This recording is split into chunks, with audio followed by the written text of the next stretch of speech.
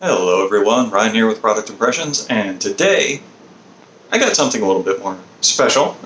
My normal cell phone is a OnePlus 6T, so still an excellent phone, still getting updates. I found out yesterday it's supposed to get update to Android 11, but in any case, I was sent something new to try out, which is the newly released Pixel 4a.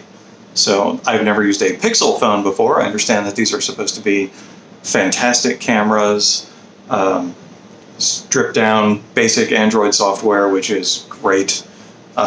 Even buying a used 6T from OnePlus, there's so much bloat software put on there, which is really annoying. But yeah, we're going to take a look at Google's new Pixel 4a, and they were nice enough to send along a case as well. So we're going to take a look at these, see what we think. All right, here we have the new Pixel 4a phone, and from what I understand, Google has simplified things dramatically. It has only one model. We have a 5.8-inch screen, 128 gigabytes of storage, and it is just black. All right. Not a whole lot else on the box, but there you go. Let's go ahead and pop this open. Nice little pull tabs. There we are.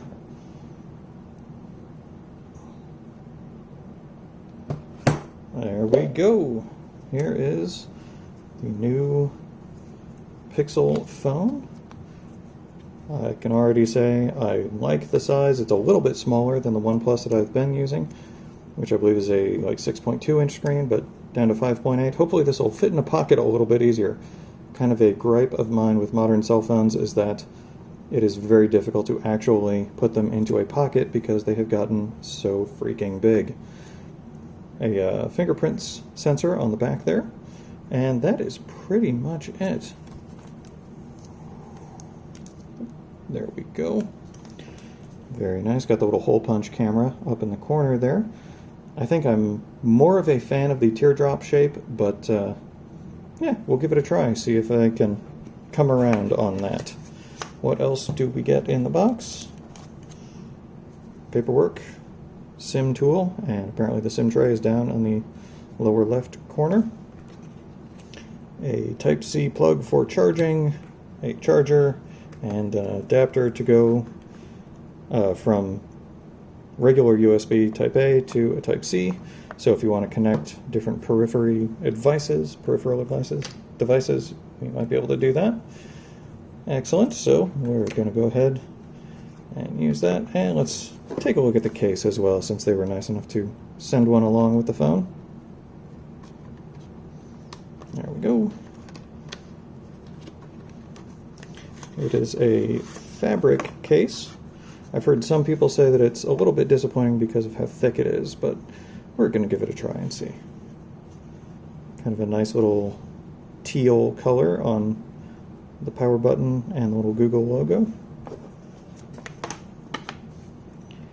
Let's snap that in. Oh yeah, I can see where that is.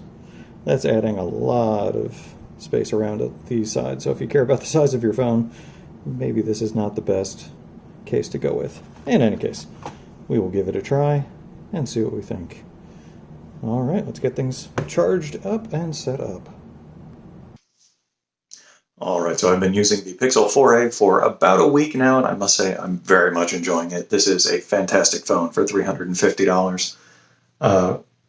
Let's kind of run through a few things. First up, the size. It is a little bit smaller than the other phones that I've been using, 5.8-inch screen versus a little over 6 inches on the OnePlus 6T that I've been using for a while. I can't put them up side by side because the OnePlus phone is the camera that I'm filming all of these on. But in any case, the screen on this is very nice. The resolution is sharp enough that I don't particularly even notice the difference between a little over 6 inches versus under at 5.8. I do think that it comes through sharp enough. You're not really going to have any issues seeing anything. If you are right on the edge with a larger phone on being able to read it, then it might be a little more difficult on here, but that's not really an issue for me. The case that it came with, I am not a big fan of. It adds a lot of bulk to the phone, And I don't know, honestly, just like the fabric texture reminds me of crappy clothing that was made in the late 60s, early 70s. I don't know. That's just the kind of aesthetic and feel that I get. So I'm not a big fan of that. I did get a different, much slimmer, and I think more stylish case. Can add a little bit of color to it. As far as the build of this is concerned, it's plastic, but at the same time, there are no seams around the edges. There's nothing sharp that's going to catch your hand or feel bad while you're holding it.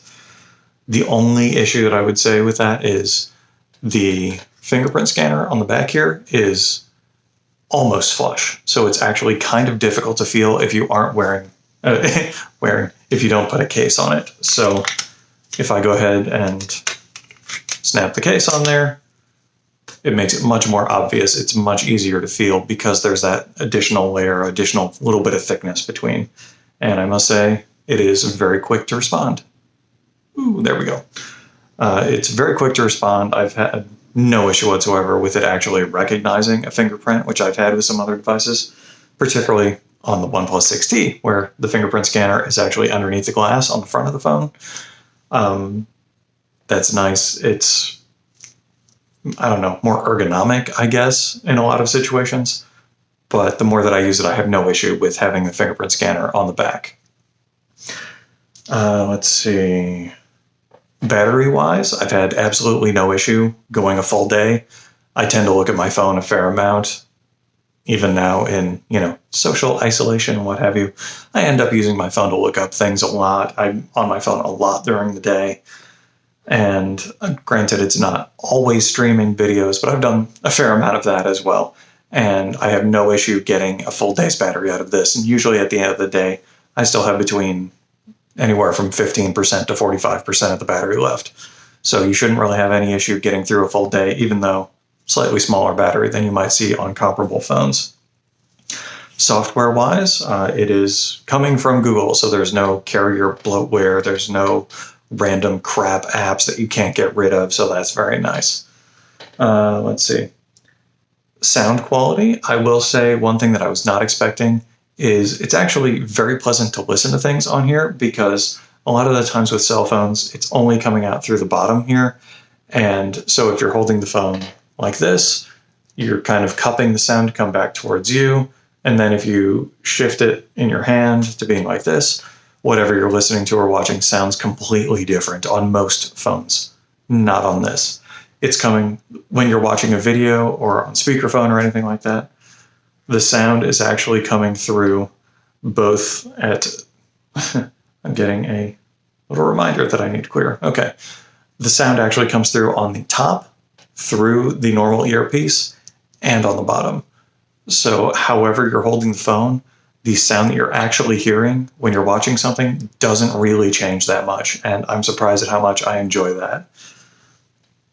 Also, on the other end, sound quality-wise, when I started using this phone instead of my OnePlus phone, people that I call say that I actually sound remarkably better, remarkably clearer through this than I ever did through the OnePlus phone.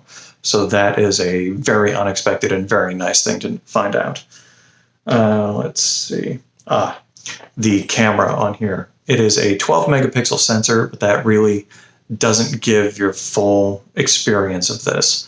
The OnePlus cameras have much higher megapixels and all of that, but you get much sharper photos with this. I believe they've done that with the software end of things, taking multiple photos every time that you snap it and then kind of amalgamating them into one much sharper photo.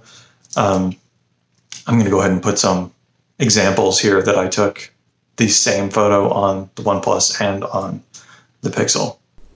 Here we have the same photo taken by the Pixel and the OnePlus 6T. You can see that the Pixel has a more standard photo resolution, whereas the OnePlus goes for a much wider resolution. Here it's taken vertically. And now we're going to zoom in much closer. This is going to be full resolution on the Butterfly.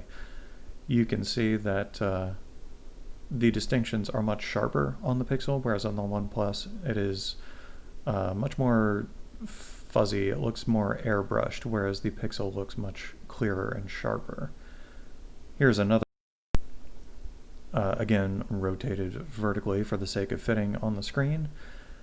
You can see a reasonable amount of detail in both photos, but now we're going to load this up, and this is one bunch of flowers on a background. You can see a bit more detail on the pixel when it is zoomed into maximum resolution, and the OnePlus is much fuzzier and not as clear of an image.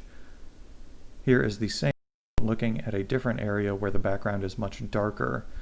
You can see a great deal more detail in the image of the pixel, but you also get a little bit of the fuzzing out that you'll see in the darkest portions of the image, whereas the OnePlus is not as clear, but you do not see that same kind of pixelation in the darker sections of the images.